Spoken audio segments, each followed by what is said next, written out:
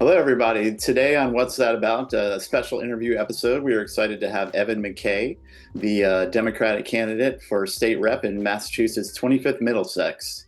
We're excited mainly, especially because for the first time in a long time, there'll be a contested primary in the district featuring an actual choice between two candidates with very different positions. So, yeah, thanks for coming on our show, Evan. Thank you so much. I'm really happy to be here. Great. Can you tell our viewers a little bit about yourself and your background? What made you decide to live in Cambridge, that kind of thing? Absolutely. My name is Evan MacKay. I use they, them, theirs pronouns. I'm a union leader, pro-democracy organizer, and I'm a teaching fellow at the largest employer in the district, Harvard University. And I moved here in 2015, initially as a student, and I have been living and organizing around issues of social, racial, economic, and environmental justice. I spent the first 18 years of my life as a closeted LGBTQ kid in Florida and have been really grateful for the community here in Cambridge, the values of inclusivity, the ways that people recognize one another's humanity, and sort of lift each other all up. And I'm really proud to serve on the Cambridge LGBTQ Commission right now. That's great. I'm sorry, I was already pronouncing your name wrong, That is all good. Yeah, Mackay is how my last name is pronounced. like Ian Mackay. Uh, so can you tell us why you're running for this seat and what issues are important to you? What do you bring to the table that would make you an effective representative?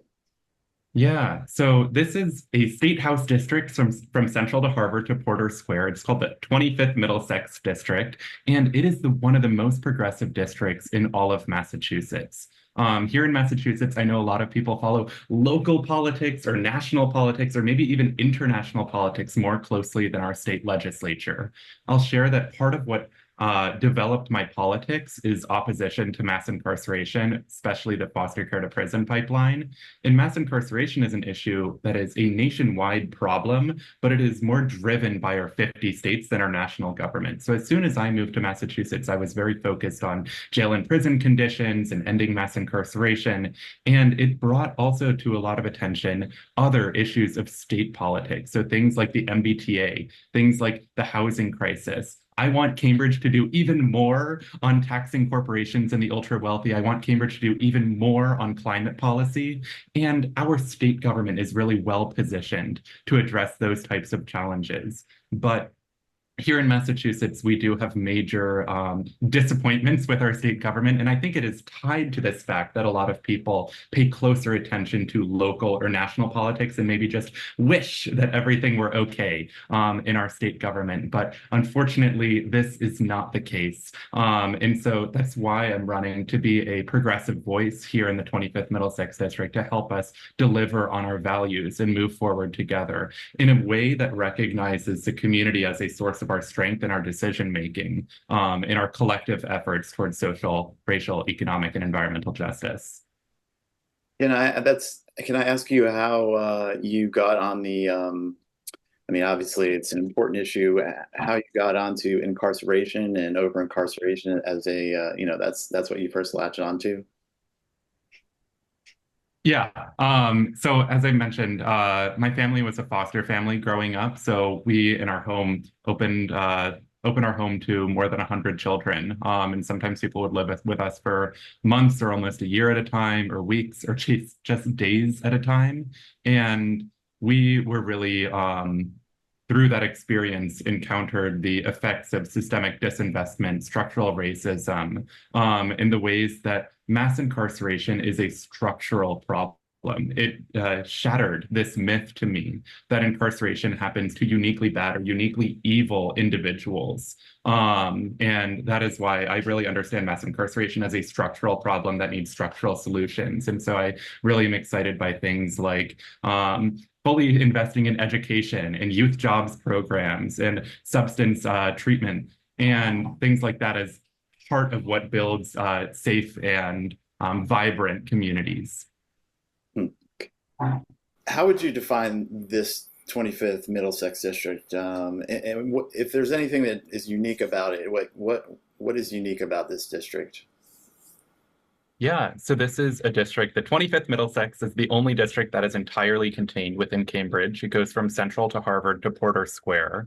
The district has many people who depend on public transportation, many people who are renters. There is a high rate of turnover within this district, which means that we regularly have the opportunity to invite new people, but people are here for some amount of time in their lives until they might be someplace else. Simultaneously, there are many residents who have been here for generations and generations who are struggling also with the cost of living. People who have lived here all or nearly all of their lives, but are now struggling with the cost of housing, the cost of rent, and seeing more and more of their friends no longer be able to live here and feeling that housing security themselves. Um, so there's this also balance, this town gown dichotomy within this district. Harvard is the largest employer within the district. Many of the residents of the district have some type of relationship to Harvard. And for plenty of residents, that relationship is one of not feeling seen or recognized in their humanity by the university, which has so often pushed around the community without accountability. So that's one of the tensions within the district is the both opportunity, but then also sometimes negative impact of Harvard University, which is sort of right in the center of this district.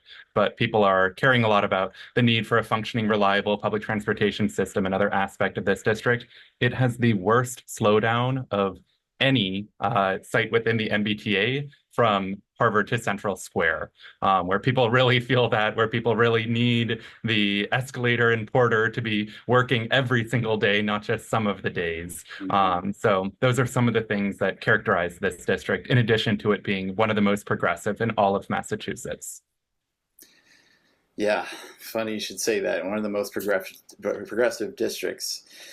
Yeah, I've lived here for over 20 years, and I know I've watched most of my friends as they have kids move out because they can't afford to raise kids here.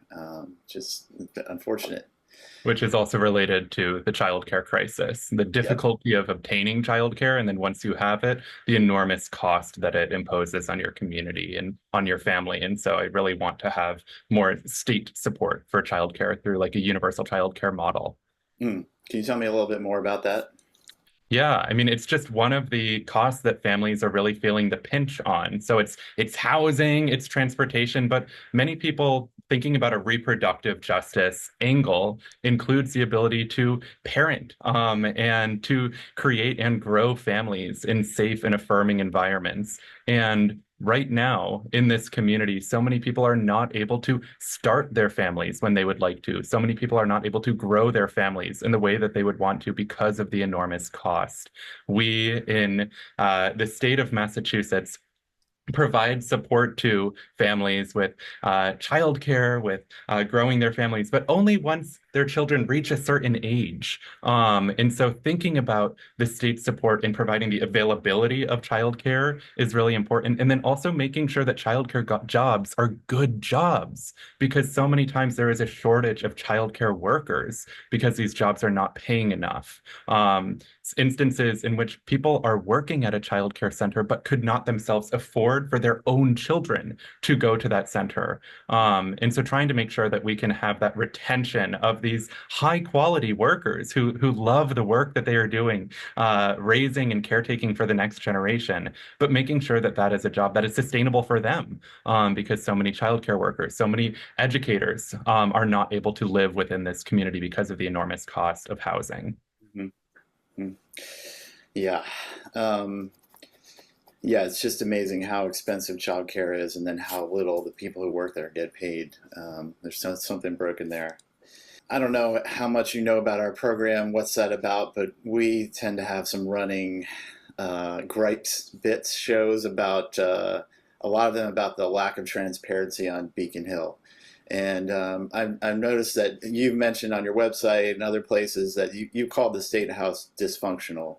What is dysfunctional about it, and are there ways you think you can fix it from the inside? Absolutely. So I know a lot of people are not paying as close attention to our state legislature. And Hmm. so it might come as a shock to people that we here in Massachusetts passed the lowest number of bills of all 50 states. And that's with a Democratic trifecta with Democratic supermajorities in the state House and the state Senate. So we need to move beyond this simple dichotomy of Republicans bad and Democrats good, because here we have full Democratic control, yet we are passing the lowest number of bills, which means that we are not responding in the ways that we need to on housing, on climate, on delivering a functioning and reliable transportation system. So in addition to this dysfunction of not being able to pass bills, because this is the way that the State House operates, they procrastinate until the very last minute, and then all of a sudden they release an enormous omnibus bill, sometimes thousands of pages long, and they might give legislators just hours to look through thousands of pages. Yeah. And something really important to me is like, I do not believe in government over there in some dark room where we don't even get to see what's going on.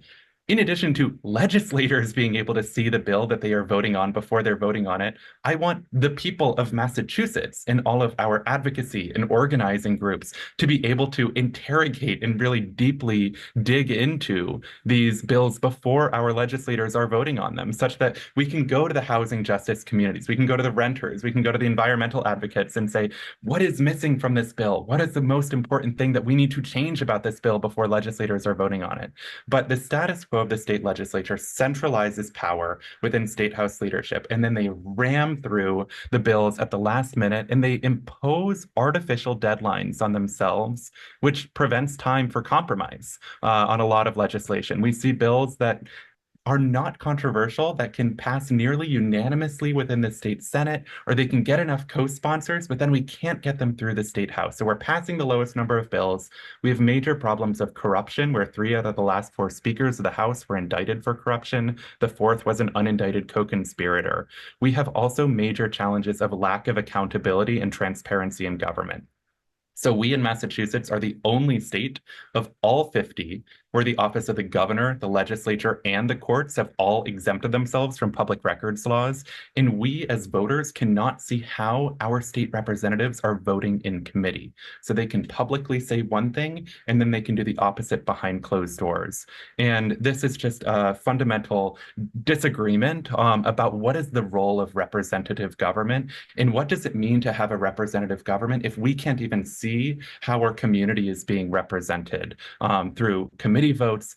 And that's the bill has to go through a committee before it can go to the full legislature. And then there is also not enough accountability or transparency within the full legislature. They really rely on these voice votes as opposed to roll call votes. Roll call votes put them on the record. That enables every single person in Massachusetts to be able to see how their state representative votes. And that's something that I am going to be advocating and fighting for. So in addition to trying to have public committee votes, I want to have more roll call votes. This to me is about an issue of respect for our constituents, respect for our communities. Every single person in Massachusetts should be able to see how are you being represented? How are you being represented Yeah. on Beacon Hill? And so I will be among the 16 state representatives who must stand up immediately in order to get a roll call vote on these topics. And I'll be doing that such that my community can be able to see how I'm representing them, and so that every single person and advocacy organization within Massachusetts is better able to participate in state government. Yeah. And it's it's painful how little engagement with the public these Beacon Hill has. I've been shocked at how little hearings they have on important bills, even popular bills that you're saying. And are you worried that you'll be, the speaker last year, he just brought up a bunch of transparency amendments by progressives and just killed them with a voice vote, as you said. They didn't even do a roll call vote. How do you think you can affect a positive change in that culture on Beacon Hill? Yeah. Right now, under the status quo, it is politically beneficial for all of the incumbents to oppose transparency in government. Mm-hmm. Anytime that you ask your state representative, there's this bill out there. I really like it. Do you like it? Do you support it? And they can just say yes. And then Yeah. somebody else can say, State Representative, there's some bill out there I'm really worried about. You don't support it, do you? And then they can say, no, because we don't have transparency and accountability. It must be the case that politicians view killing transparency and accountability as a political loser rather than a political winner. It's one of the reasons why I talk about accountability and fixing our state government all the time, because that will be one of the stories that is told about this race on September 4th. And then it will be a message to all of the other state representatives. If you don't want to lose your race in 2026, you better support transparency and accountability within government. And so I'm very focused as a union organizer in building the broadest coalitions that are possible. I am always open to working with anybody, including unlikely coalitions, to move forward on a lot of our shared priorities. If we only agree on 30% of things, then let us move forward on those 30% of things. And maybe we will build trust while we're working together, which will help us find compromise or move forward together on the remaining 70% of things. But it's thinking about how do we grow our power? How do we bring in so many people who are not engaged in state politics right now? How do we bring them into the process?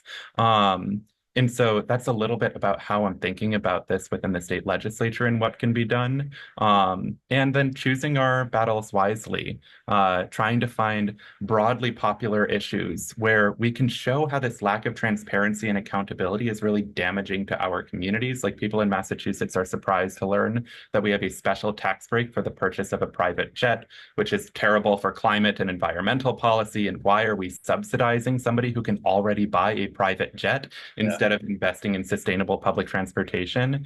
And that is one of the broadly popular issues within the people of Massachusetts, where state house leadership is on the opposite side. And so, how can we make sure that we are fighting on terrain that is really beneficial towards bringing people in and helping so many more advocacy groups and community members understand this status quo of the state legislature that is not in the interest of our Massachusetts values? Hmm. Yeah. In fact, you probably know this, but in 2022, there was a non-binding referendum to make legislators' committee votes available, and this district voted 94% to 6% for that referendum. You know, over 10,000 people voted for that, for a non-binding referendum, and yet our current rep Marjorie Decker came out against that referendum and has publicly supported the anti-transparency speakership that's currently being run on Beacon Hill.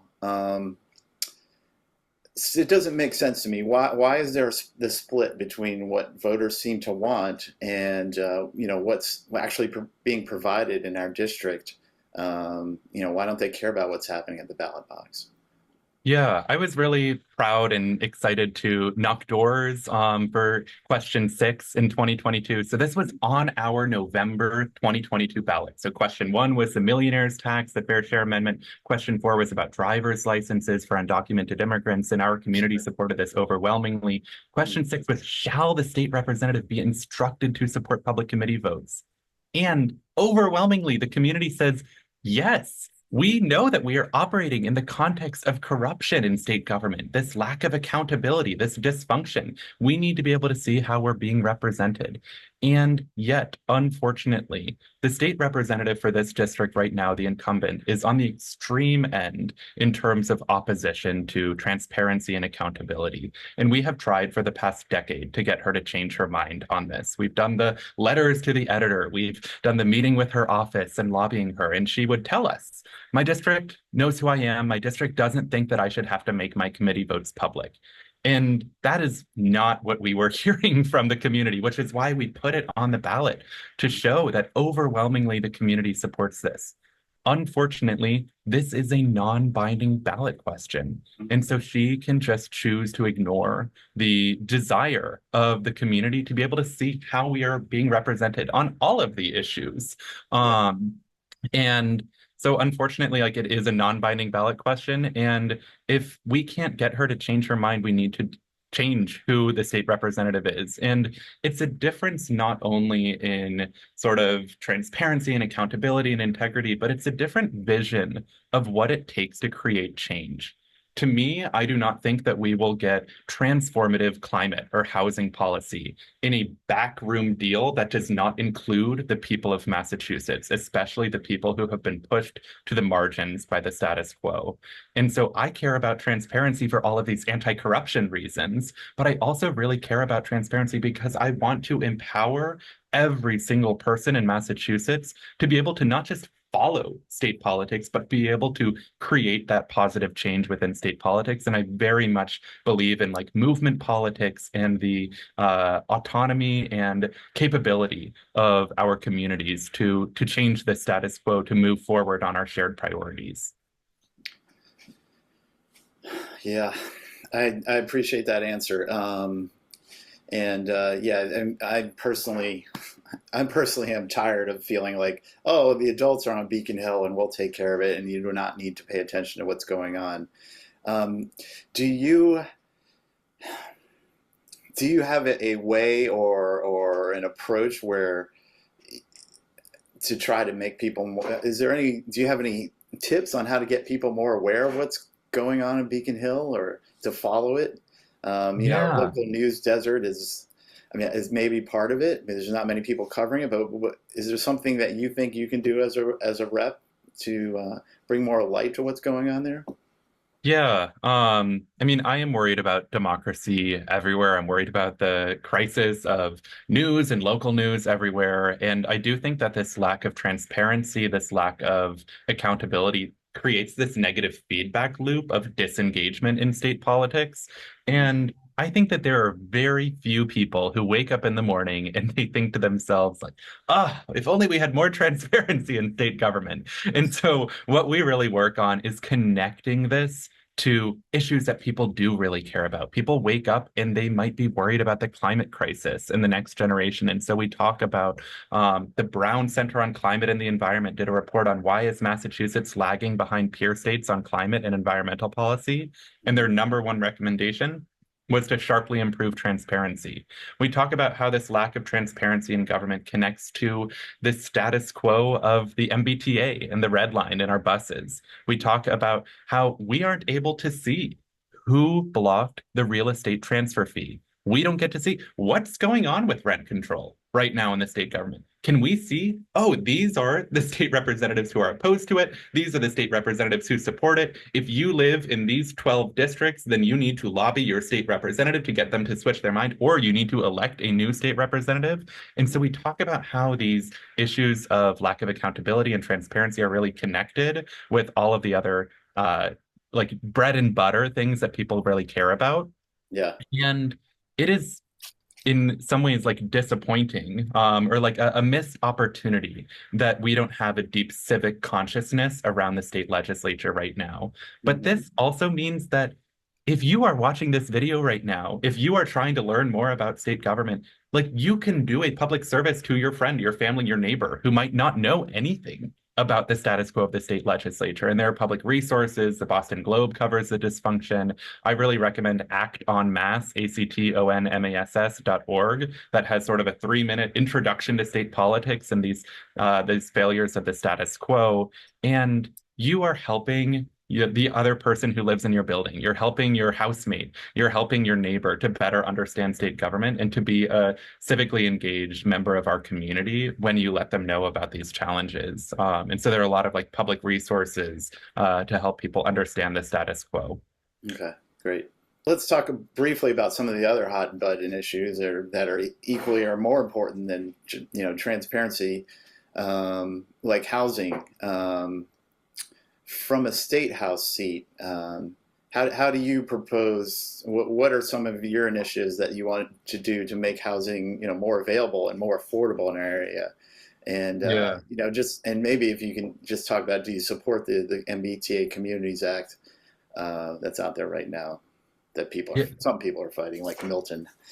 Yeah. So at a housing level, like we know, like just mathematically, we in the state have not built enough units of housing of all different levels, especially since the financial crisis. Mhm. And this is something that we do need regional collaboration. We need state approach to housing production, as well as tenant protections. So I'm really excited by opportunities like social housing on state-owned properties, mixed income housing, and we have sites like we closed a prison at MCI Concord, and this is right along the Fitchburg line. This Mhm. could be a site for beautiful housing. And I really do want to see more housing alongside our public transportation. So I'm a strong supporter of the MBTA communities.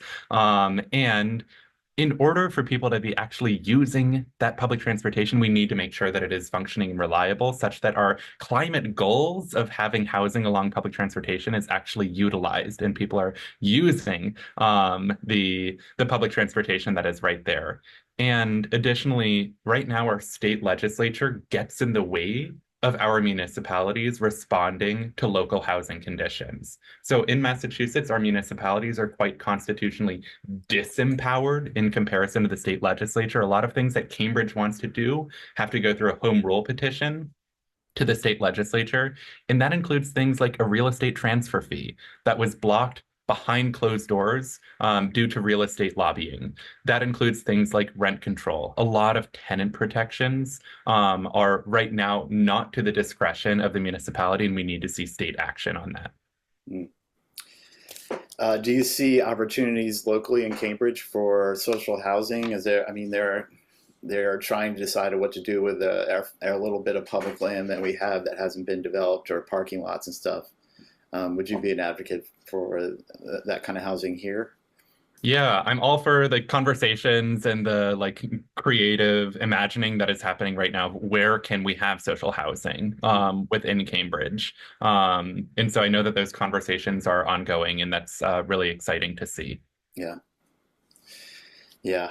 Um, we've touched on the MBTA briefly many times, and right now the red line is shut down for 2 weeks, which is fun.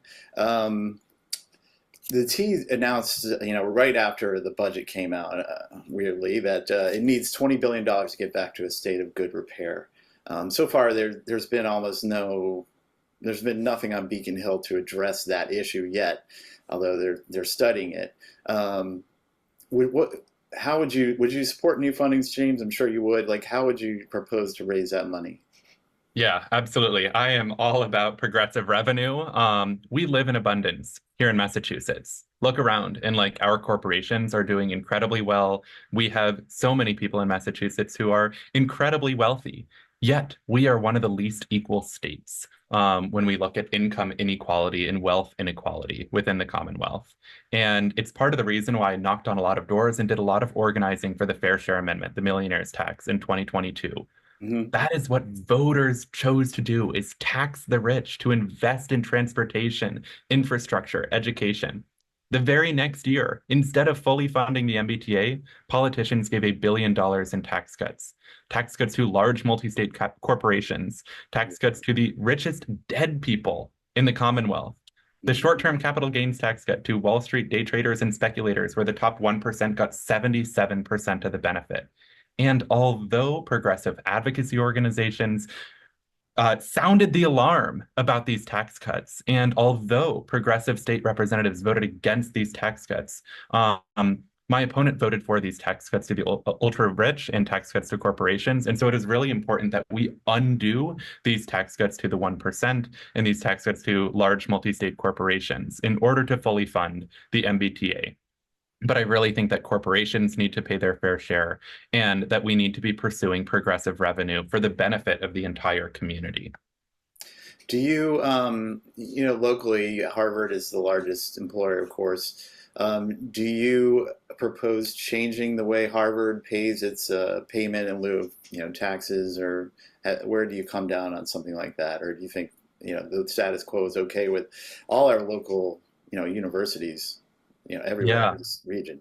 So these are payments in lieu of taxes, pilot, they call them, and I am a strong proponent of pilot reform. So there is a bill within the state legislature right now, and Instead of making Harvard pay 100% of its taxes, it would just pay 20% of its taxes. And it's not even that. It would literally just give the municipality the option to opt in to having these large, incredibly powerful nonprofits Mhm. be compelled to pay more to the community that they benefit so much from. And so that is another difference where I would be co-sponsoring this legislation where our current state representative does not. But I think that it's really important that Harvard be contributing back to the community and that the Cambridge City Council be more empowered during pilot reform and negotiations because we have passed this legislation at the state level, where right now the status quo of the state house is much more aligned with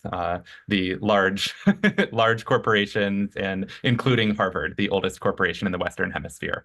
I did not know that. Um, and just one more thing I wanted to just briefly touch on because we've done like several shows on this. The DCR decided to eliminate. During the pandemic, they started closing Memorial Drive on Saturdays as well as Sundays, all weekend, kind of creating a weekend park that seemed to be pretty popular. And and when they decided to get rid of Saturdays again, the people, thousands of people came out, signed petitions, went to public meetings to try to get Riverbend Park back on Saturdays. And I guess my question is, how do you feel? Do you think there should be a change in the way DCR, has responsibility for our parkways that run through our city? I mean, would you change anything about that? How do you feel about that whole process? Do you support the weekend park, the Riverbend Park, on Saturdays as well as Sundays first? Let's get there. Are you a supporter of that?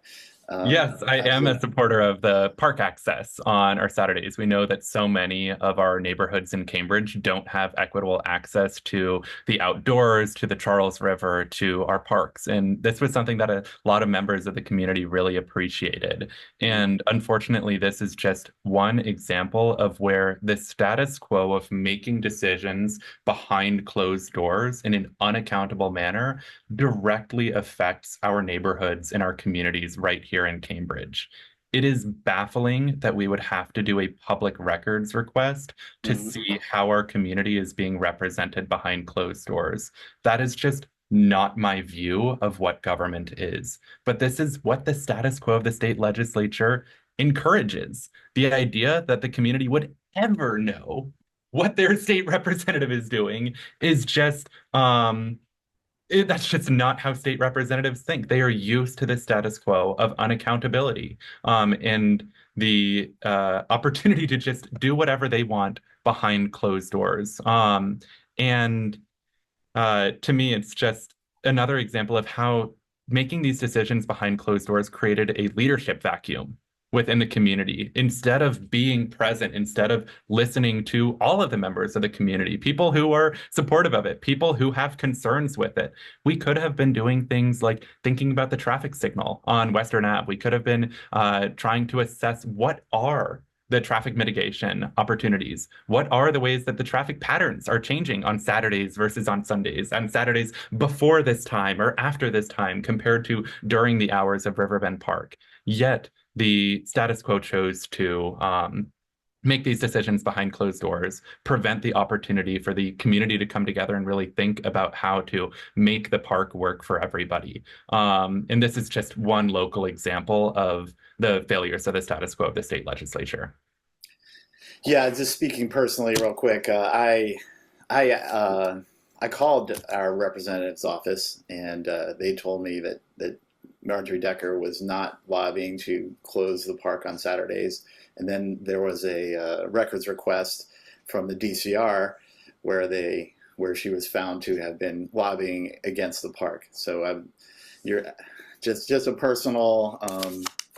I'm pretty shocked that they would just lie to me like that. Maybe I'm naive, but It's not the only issue that they yeah, lie about. And this, it's when just we one don't little have public factor. committee votes, when we don't have roll call votes, they can the rules of the legislature enable them to lie about anything Mhm. and everything. We are the only state where the office of the governor, the legislature, the courts have all exempted themselves from public records laws. We got lucky that they had to comply with this one because it was a state agency. Yeah. And so this is just illustrative of the failures of the status quo and part of what we are trying to change, which will include putting our communities in the seat of leading together from the bottom up rather than from the top down behind closed doors. Okay. Well, thanks for that. Is there anything that you want to bring to our viewers' attention that we haven't talked about? What did we not ask you that you wish we did? No, I'm really grateful for the opportunity to be here. And here in Cambridge, because of ranked choice voting, we do not have September elections in our odd years. And so this is a September 3rd Democratic primary. Later this summer, it happens the day after Labor Day. So we do not wait until November for this election. And it's going to be low turnout because there's not an ultra competitive race for US Senate or US Congress or something like that. So every single person that you can talk to makes an enormous impact. And you're bringing people together to think as a community, what is our relationship to the state legislature and what are the types of things that we want to change? And so we're really proud of running a grassroots campaign. If you would like to get involved, come to our website, come knock doors, come meet your neighbors in the community and advocate together about housing and transportation and climate and the things that matter to you. We're really excited to be powered by our community. Great. Well, thank you, Evan MacKay, for being our guest. People of Cambridge, don't forget to vote, as they said, in this important primary on September 3rd, right? September 3rd. September 3rd, which is going to be the contested primary. If you wait till the general election, the state seat will already be decided because obviously this is a deep blue town and the Democrat is going to win. If you aren't registered already, make sure you sign up by August 24th. And you can find all the information on how to sign up on the cambridgema.gov website. And yeah, thanks again. Thank you so much. Solidarity. All right.